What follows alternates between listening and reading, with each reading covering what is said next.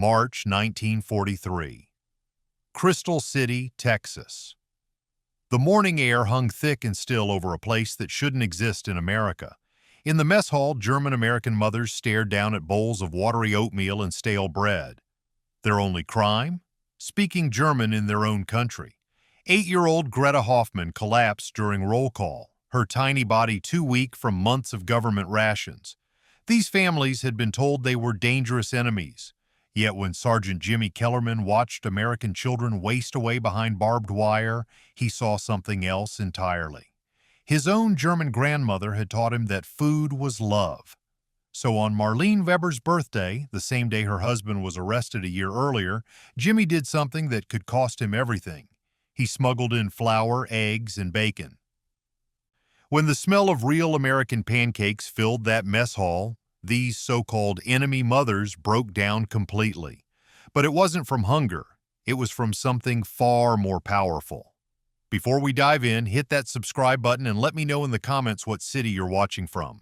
These forgotten American stories need to be remembered everywhere. The watery oatmeal had grown cold again. Marlene Weber sat at the long wooden table in the Crystal City mess hall, watching steam rise from her tin cup of what the kitchen staff generously called coffee. Around her, the familiar sounds of mourning echoed off the bare walls. Children whimpering, mothers murmuring reassurances in hushed German, the scrape of metal spoons against metal bowls. The bread beside her bowl had hardened overnight. And she knew from 6 months of experience that dunking it in the weak coffee was the only way to make it edible. Across from her, 12-year-old Anna picked at her oatmeal with the methodical precision of someone who had learned not to waste a single grain. The girl's dress hung loose on her frame, and Marlene noticed with a mother's sharp eye how her daughter's collarbone had become more prominent in recent weeks. They were all getting thinner, the children especially. "Mama," Anna whispered in English. They had learned to speak only English in public spaces. "Mrs. Hoffman looks worried about Greta." Marlene followed her daughter's gaze to the far end of the mess hall where Rosa Hoffman sat beside her 8-year-old daughter. Even from a distance, Marlene could see that little Greta's complexion had taken on an unhealthy pallor. Her eyes too large in her thin face. The child had been picking at her food for days, eating just enough to avoid punishment but never seeming satisfied. The mess hall door swung open with its usual screech, and Sergeant Jimmy Kellerman stepped inside for his routine morning inspection. Unlike the other guards who swept through with clipboards and stern expressions, checking off boxes and counting heads, Jimmy moved differently. He walked slowly, his eyes taking in faces rather than just tallying numbers. This was only his second week at Crystal City, but already the internees had begun to notice the difference. Marlene watched as Jimmy paused near the Hoffman family's table. He was young, probably Anna's age when she started teaching school back in Milwaukee. His uniform was crisp and his boots polished, but something about his posture suggested discomfort with the role he'd been assigned. When Greta looked up at him with those enormous eyes, Jimmy's jaw tightened almost imperceptibly. "Morning, folks," Jimmy said quietly, his Texas drawl soft around the edges. It was a simple greeting, but in a place where guards typically barked orders or said nothing at all, those 2 words carried unexpected weight. Rosa Hoffman nodded politely, her hand moving protectively to rest on Greta's shoulder. The child tried to sit straighter, but even that small effort seemed to exhaust her. Jimmy's gaze swept across the mess hall, taking in the scene that had become routine over his short tenure. Families making the best of inadequate portions, children eating with the mechanical efficiency of those who had learned that meals were scarce and precious. His grandmother's voice echoed in his memory. She had always said you could tell everything about a person by how they treated their children. What did it say about America that children were wasting away behind barbed wire? The morning roll call bell clanged across the camp, its harsh tone cutting through conversations and sending everyone into motion. Marlene stood, automatically checking that Anna had finished every spoonful of her breakfast. Around them, families began filing toward the door, preparing for the daily ritual of being counted and accounted for like inventory. Outside, the March sun was already climbing toward what promised to be another scorching day. The families arranged themselves in neat rows on the dusty ground between the barracks. children standing beside their parents with the practiced stillness of those who had learned that movement during roll call meant trouble. Corporal Harrison stood at attention with his clipboard, his voice carrying across the assembled internees as he began calling names. Braun family, Muller family, Weber family. Here, Marlene responded, her voice steady despite the humiliation that never quite faded. 6 months ago, she had been teaching American literature to high school students in Milwaukee. Now she answered roll call like a prisoner. The routine continued for several minutes until Harrison reached the Hoffman family. Hoffman family. Here, Rosa called out, but as she spoke, her daughter swayed on her feet. Jimmy, who had been standing at parade rest near the barracks, stepped forward instinctively as Greta's knees buckled. The child collapsed onto the hard-packed earth, her small body crumpling like paper. The silence that followed was deafening. Rosa dropped to her knees beside her daughter, gathering the unconscious child into her arms. Other mothers pressed forward, offering help, speaking in urgent whispers. Jimmy found himself moving toward the family before he consciously decided to do so. "Get the camp doctor," he ordered one of the other guards, his voice carrying an authority that surprised him. Then, more gently, he knelt beside Rosa.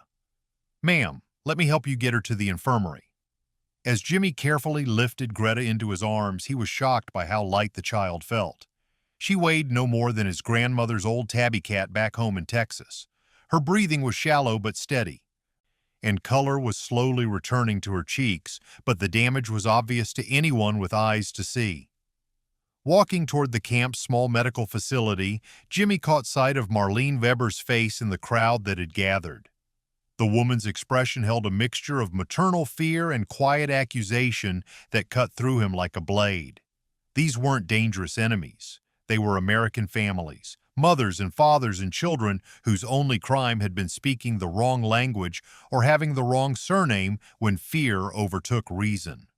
Dr. Patterson, the camp's overworked physician, met them at the infirmary door. After a brief examination, his diagnosis was what everyone already knew but no one wanted to say aloud: malnutrition. The child was slowly starving despite government assurances that all internees received adequate care. That evening, as Jimmy walked his patrol rounds past the barracks where families were settling in for another night, he found himself thinking about his grandmother's kitchen back in Texas. Sunday mornings had meant the smell of bacon frying and pancakes browning on the griddle, the table heavy with food prepared by hands that understood that feeding people was an act of love. Something had shifted in him today, watching a child collapse from hunger in the land of plenty. The uniform he wore felt heavier on his shoulders, and the keys on his belt seemed to jangle with accusation rather than authority. Marlene Weber appeared at her barracks window as he passed, and their eyes met for a moment in the gathering dusk. Neither spoke, but something passed between them. An understanding that the lines between guard and prisoner were not as clear as the government wanted them to believe. The morning after Greta's collapse, Jimmy found himself lingering longer than necessary during his rounds. When he passed the mess hall during breakfast service, he noticed how the kitchen staff scraped portions onto plates with mechanical precision, measuring out exactly what regulations required and not a grain more. The internees accepted their rations with quiet dignity, but Jimmy had begun to see what others missed: the way mothers pushed extra bits toward their children, the careful rationing that stretched thin portions even thinner. He watched Wilhelm Brown, the Lutheran pastor, bow his head in silent prayer before eating. The man's suit jacket hung loose on his frame, but his posture remained straight, his movements deliberate and dignified. At 52, Braun carried himself like someone accustomed to respect, though Jimmy knew from the files that the pastor had been arrested simply for conducting services in German, services that had been reported as suspicious by nervous neighbors in his Minnesota congregation. 3 tables away, Rosa Muller sat with her teenage son, dividing her small portion of scrambled eggs to ensure he had enough. Jimmy had read her file too, a naturalized citizen whose crime had been sending money to relatives in bombed German cities. Money that had likely meant the difference between survival and starvation for families caught in the crossfire of war. When the breakfast shift ended and families began filing out for their morning work assignments, Jimmy made his first small rebellion. He approached the kitchen supervisor, a weary-looking woman named Betty who had been hired from the local town. "Looks like we had some leftover biscuits this morning," Jimmy said casually, though they both knew the kitchen rarely had leftovers. "Hate to see them go to waste." Betty glanced at him sharply, then at the dozen biscuits she had deliberately held back from the morning service. "I suppose they'll just get stale if we don't do something with them. Mind if I distribute them? Make sure they don't go to waste?" Betty studied his face for a long moment, then shrugged. "Your call, Sergeant." Jimmy carried the basket of biscuits to the playground area where the younger children spent their morning hour of supervised recreation. When he offered them to the kids, their faces lit up with surprise and gratitude that made his chest tight. Little Greta, who had returned from the infirmary that morning with strict orders to rest, accepted a biscuit with hands that trembled slightly. "Thank you," she whispered in accented English, then added more quietly, "My papa used to bring me treats sometimes." Before. The simple words hit Jimmy harder than he expected. Before. Before the arrests, before the camps, before childhood became something to be rationed and supervised. That afternoon, Jimmy found himself in conversation with Marlene Weber as she supervised the children's educational activities in the camp's makeshift schoolroom. The woman had taken it upon herself to continue teaching, gathering the camp's children for lessons in reading, arithmetic, and American history, though the irony of the last subject was not lost on anyone. "Mrs. Weber," Jimmy said, stepping into the converted barracks that served as their classroom. The walls were bare except for a hand-drawn map of the United States and a few arithmetic problems written on a salvaged piece of blackboard. "Sergeant Kellerman," she replied, her tone carefully neutral. After 6 months in the camp, she had learned to be cautious around guards, even the seemingly kind ones. "I was wondering, I noticed the children don't have many books to work with." Marlene glanced at the small stack of battered textbooks that represented their entire library. "We make do with what we have." Jimmy nodded, then surprised himself by sitting down at one of the small desks the children used. "I taught Sunday school back home in Texas. My grandmother always said education was the one thing nobody could take away from you." Something in his voice made Marlene look at him more carefully. "Your grandmother sounds like a wise woman." "She was German," Jimmy said quietly. "Came over in 1885. Used to tell me stories about how people welcomed her family when they first arrived. Said Americans understood that everyone came from somewhere else." The words hung in the air between them, heavy with implication. Marlene set down the paper she had been grading and studied this young guard who seemed so different from the others. "What was she like?" Marlene asked. Jimmy's face softened. "Stubborn as a mule, but with the kindest heart you ever saw. Every Sunday after church, she'd make these enormous breakfasts, pancakes, bacon, eggs, the works. Said food was love you could taste." He paused, glancing around the spare classroom. She would have hated seeing children go hungry. "We're not starving," Marlene said carefully, though they both knew it wasn't entirely true. "No," Jimmy agreed, "but you're not thriving either." Over the following days, Jimmy found small ways to bend the rules without breaking them outright. When the evening patrol discovered families sharing food between barracks, technically a violation of regulations, he simply noted in his report that all internees were accounted for and orderly. When children lingered past curfew to finish their lessons with Marlene, he walked his rounds on the other side of the camp. He began timing his meal breaks to coincide with kitchen cleanup, often finding that the cooks had accidentally prepared too much food. These surplus portions found their way to families with young children or elderly members who struggled with the standard rations. Wilhelm Brown noticed these small mercies and approached Jimmy one evening after the dinner cleanup. "Sergeant," the pastor said, his English careful and precise, "I wanted to thank you for your kindness to the children." "Just doing my job," Jimmy replied, but both men knew that wasn't entirely accurate. "Your grandmother," Braun continued, "she taught you well. In my country, in Germany, we have a saying, Kleine Taten, große Herzen, small acts, great hearts." Jimmy looked at this dignified man whose only crime had been serving his congregation in their native language. "Pastor Braun, can I ask you something?" "Of course." Do you ever wonder what you'd be doing right now if none of this had happened? Braun was quiet for a moment, gazing toward the barbed wire that marked the camp's boundaries. I would be preparing my sermon for Sunday service, visiting the sick, counseling young couples, preparing for marriage. He paused. The same things I do here, just without the wire. That night, as Jimmy walked his final rounds, he thought about the pastor's words. The internees hadn't stopped being teachers, parents, pastors, and community members just because the government had labeled them enemies. They had simply been forced to practice their humanity in smaller, quieter ways. When he passed the Weber family's barracks, he saw Marlene sitting by the window, grading papers by lamplight. Her daughter Anna was curled up nearby, reading one of the few storybooks the camp possessed. It was a scene of such ordinary domesticity that it made Jimmy's throat tight with recognition.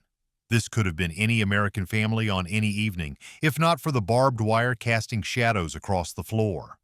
Tomorrow, he decided, he would find a way to bring them more books. The letter arrived on a Tuesday morning that felt no different from any other, but for the Hoffman family, it would change everything. Rosa held the envelope with trembling fingers, recognizing her husband's handwriting immediately. Hans had been separated from them 8 months ago, sent to a different internment facility in North Dakota, while she and Greta were shipped to Crystal City. The government claimed it was for security reasons, though no one had ever explained what security threat an 8-year-old girl and her schoolteacher mother could possibly pose. Jimmy watched from across the camp courtyard as Rosa tore open the envelope, her face cycling through expressions of joy, confusion, and then heartbreak. When she began to cry, not the quiet, controlled tears that had become common in the camp, but deep, body-shaking sobs, other women gathered around her with the instinctive solidarity of mothers who understood that any tragedy could be their own. Marlene Weber was the first to reach Rosa's side, taking the letter gently from her hands. As she read, her own face went pale. "Oh, Rosa," she whispered. Jimmy found himself drawn toward the group, despite knowing he shouldn't interfere in personal matters between internees. His curiosity was stronger than his training, and something about Rosa's grief felt different from the usual homesickness and worry that permeated the camp. "What is it?" he asked Marlene quietly. She looked up at him, her eyes bright with unshed tears. "Her husband, Hans. He's been transferred to Fort Lincoln in North Dakota." She paused, glancing at Rosa to make sure she wasn't overheard. "He's volunteering to serve in the U.S. Army, in the Pacific Theater." The irony hit Jimmy like a physical blow.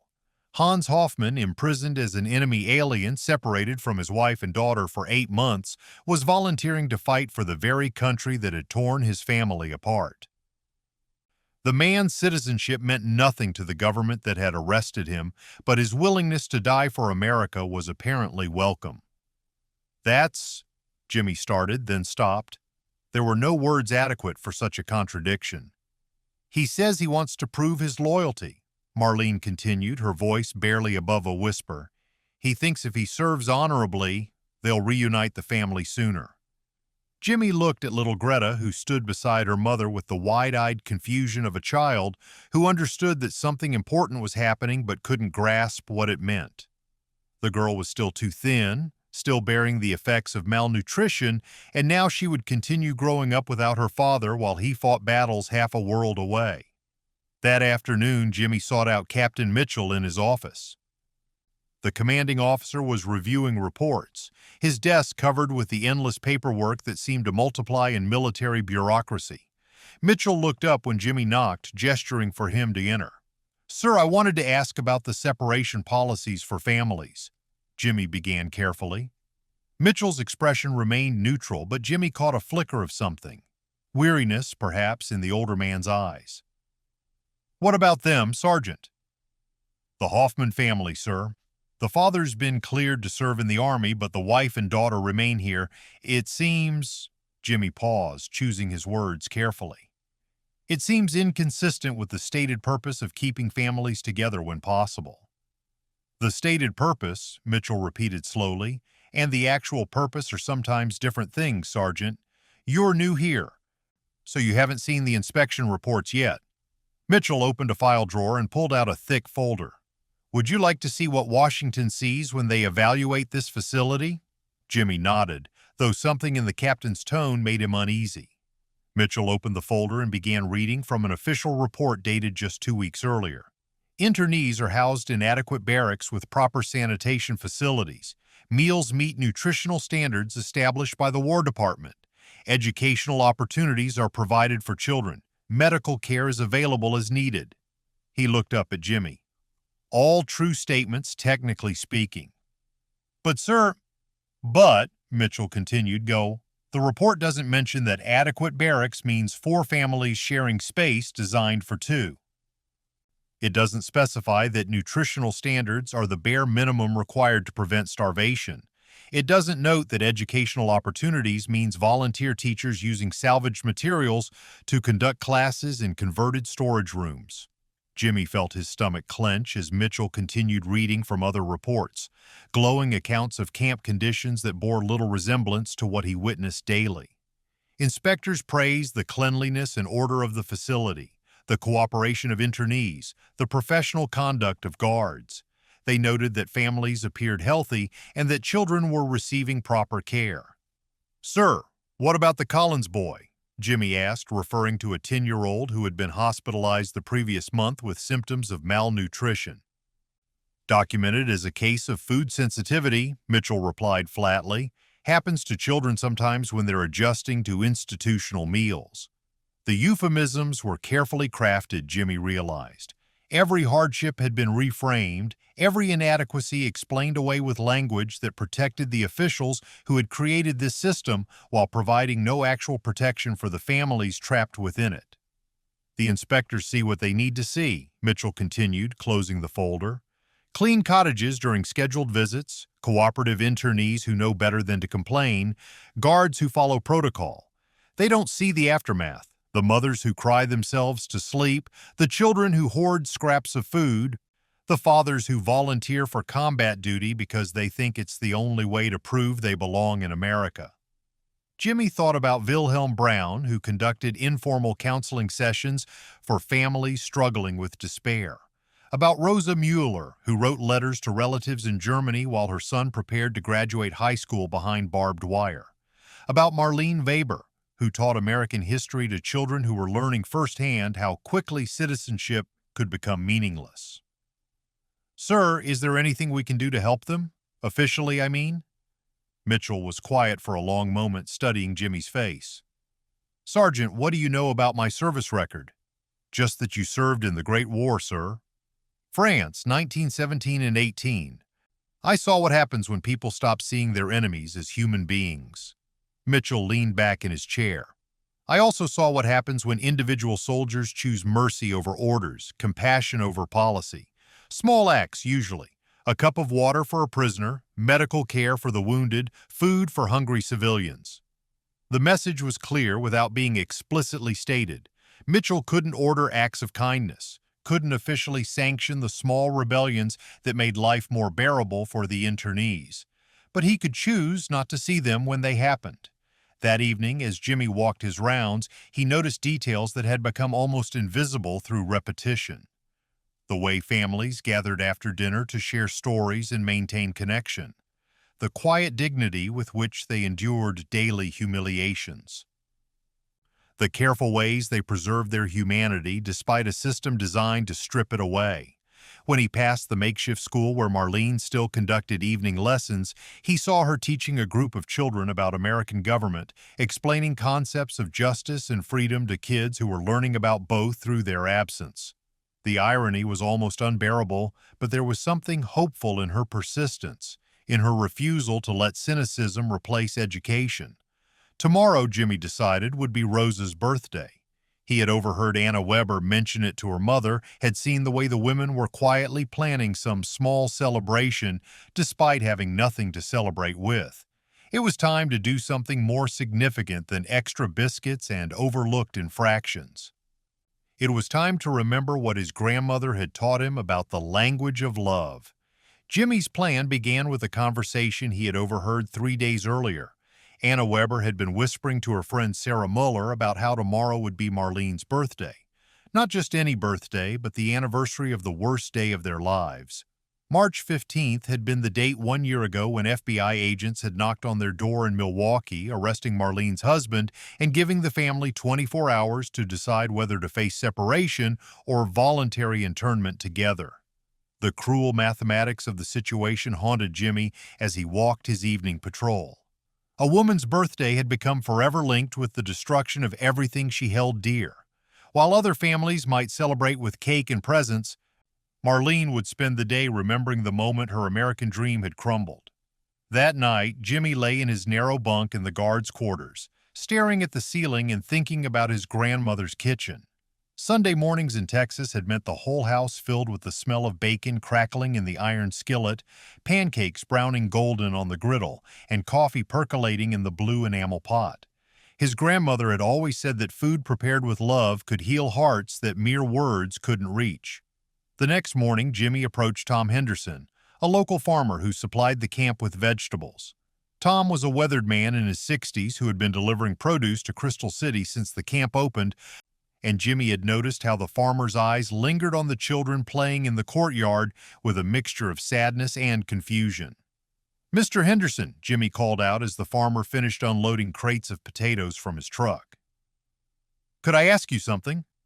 Tom straightened, wiping his hands on his work pants. "Sure thing, Sergeant."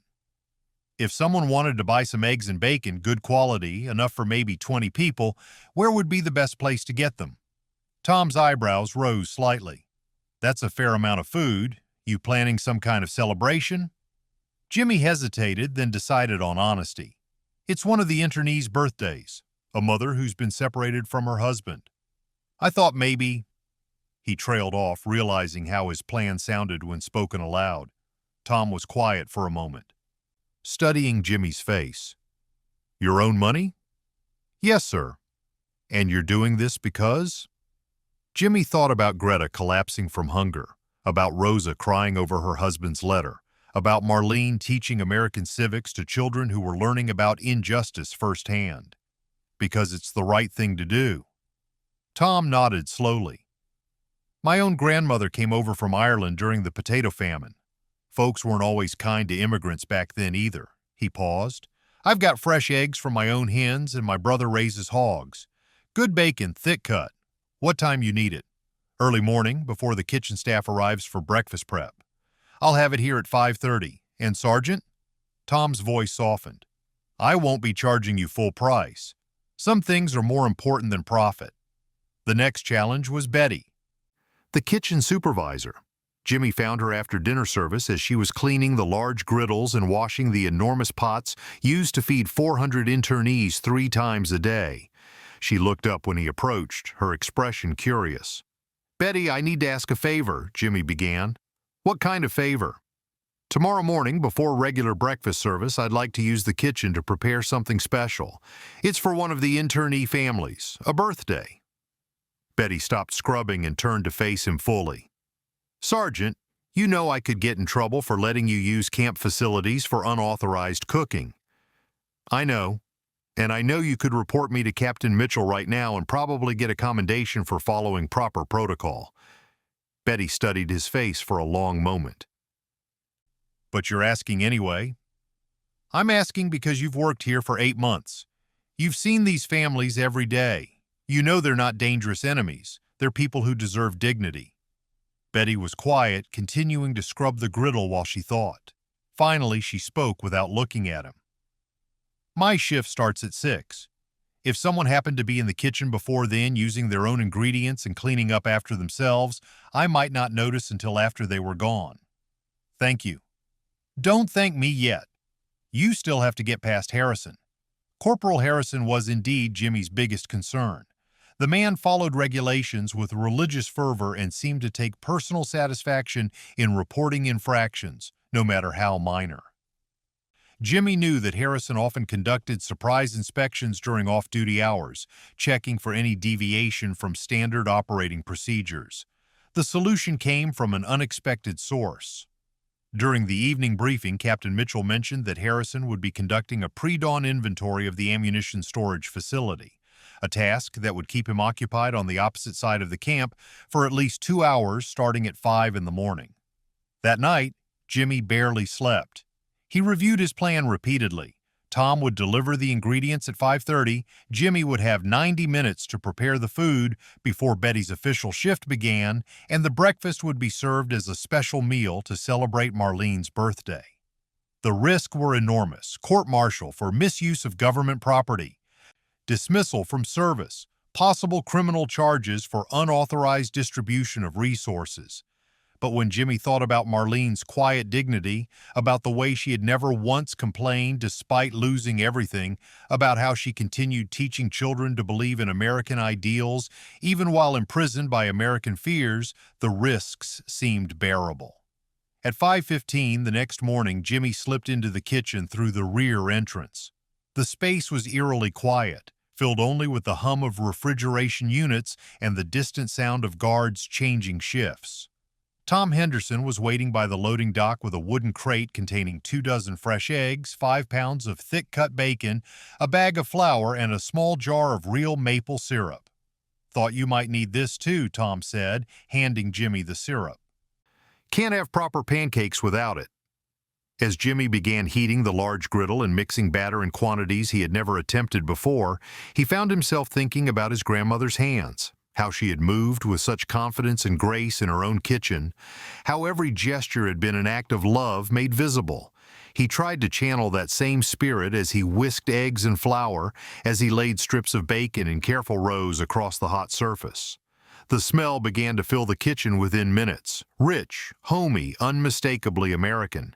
It was the smell of abundance rather than rationing, of celebration rather than survival.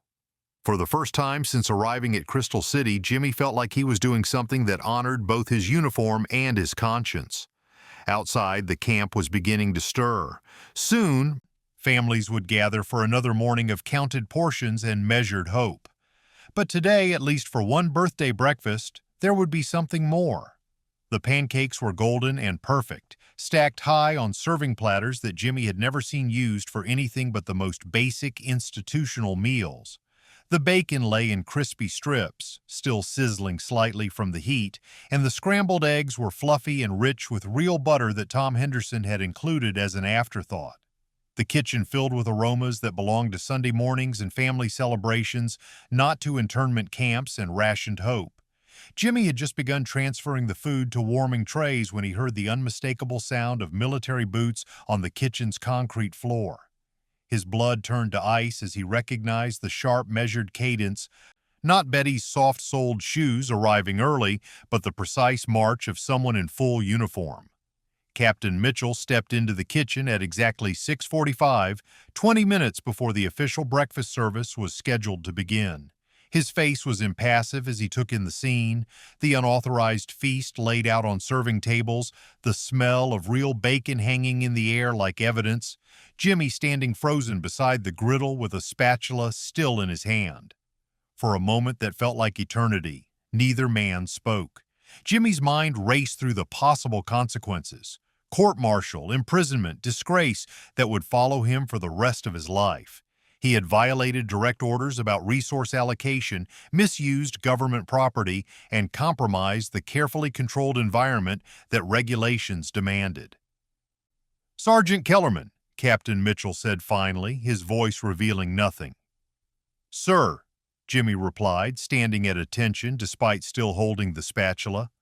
Mitchell walked slowly around the kitchen, examining the platters of food with the same methodical attention he gave to formal inspections. He paused at the warming trays, noting the generous portions, the obvious quality of ingredients that far exceeded standard camp provisions. "This is quite an elaborate preparation," Mitchell observed. "Yes, sir." "And this was accomplished using your personal resources?" "Yes, sir." Mitchell nodded, then did something that shocked Jimmy completely. He picked up a piece of bacon and took a bite. His expression remained neutral as he chewed thoughtfully. "Outstanding quality," Mitchell said. "Where did you source the ingredients?" Jimmy hesitated, not wanting to implicate Tom Henderson. "Local supplier, sir." "I see." Mitchell moved to the coffee pot, which Jimmy had prepared with beans far superior to the usual camp issue. "And the purpose of this unauthorized culinary operation?" Before Jimmy could answer, voices echoed from the mess hall as the first families began arriving for breakfast. Through the service window, Jimmy could see Marlene Weber entering with Anna, both women moving with the resigned efficiency of people who expected nothing more than survival from each meal. "Sir," Jimmy said quietly, "it's Mrs. Weber's birthday. The same date her husband was arrested last year. I thought—" He stopped, realizing how inadequate his explanation sounded.